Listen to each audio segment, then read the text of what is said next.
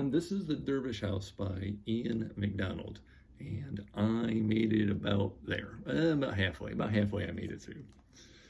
So the start of it is that someone blew themselves up, and then we go into an introduction of 6 characters who are going to be connected in some way eventually. I never got there. The characters include, let's see, there's one fellow who was there, and he starts having hallucinations and seeing, like, for example, a djinn on someone's shoulder, various monsters that he doesn't even want to describe, but he's having hallucinations. There's a fellow who trades in markets, but interesting enough, his primary concern is using the data to predict terrorist attacks like the one that occurs at the beginning of the book. Another one is an art dealer. Another one is another trader of some kind. I think he's pulling some kind of trading heist. There's bits of gold in it that help me make it halfway. The big scene in here, the one I like the most, is this woman goes to these couple of fellas who are looking to get some kind of marketing and funding, and they want to send her to a specific person to try and get it, but they introduce their device, and this device is eventually going to make every cell in a person's body into a computer. And what the scene is so good because you're going to get a layman's terms info dump, but it's done through the characters and their dialogue. So the 2 guys are telling her in layman's terms because she herself is a very skeptical layman, and she gets it and she goes for it. And it is just the coolest thing in the book. We'll talk about DNA and what it does, and junk DNA. Junk DNA, so it was like, I think it was at one point they said 90% of our DNA is just sitting there doing nothing. But it turns out nowadays that's not true. It actually, there's coding DNA and non-coding DNA. The non-coding DNA used to be called junk DNA.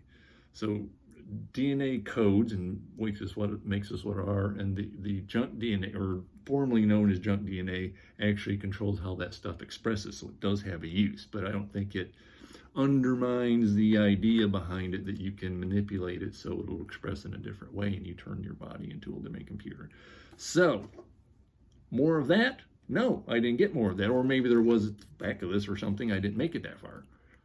But I wish the whole damn book would have been about that. But this was so boring. The little bits were good, but you get into these people in their lives, and they're sitting there doing things and talking about things that just don't have anything to do with anything. Just, how about we just talk about the weather or something? Ugh!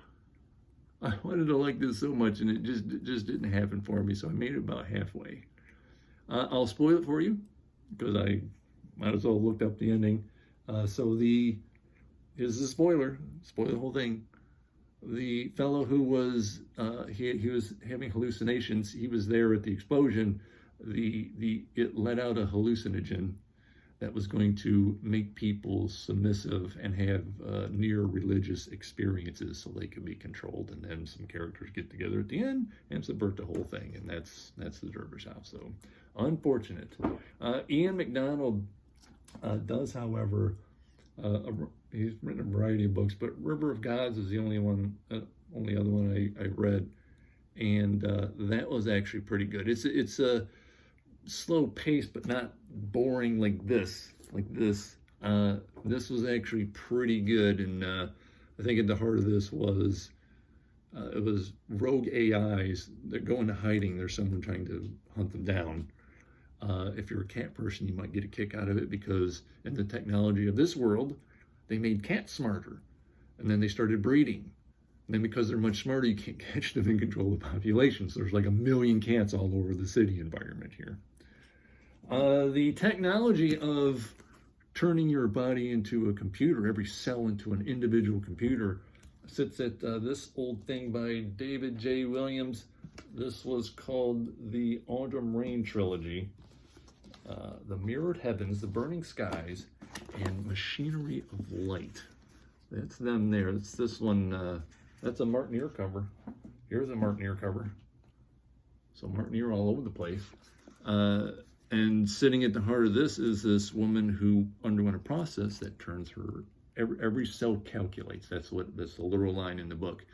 And so she is a supercomputer. She's the only, I think she's the only one. I don't remember another one turning up.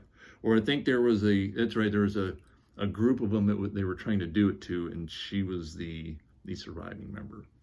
And unlike this slow ass thing, this is nothing but super action. Super technology, super action, one action scene to another, fast pace, and it was a lot of fun. The ending was way out there in comparison to the rest of it, but I still enjoyed it. There's no real flaws in that, I don't think. So that's really it. So tomorrow, this is The Will of the Many. And this has caught everyone's attention as a really fun book. I described this, how'd that go? The book didn't blow me away, but I didn't find a boring page. So this is a page turner of something that just didn't amaze me, but I got through it very quickly.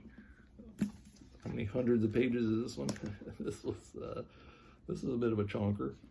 673.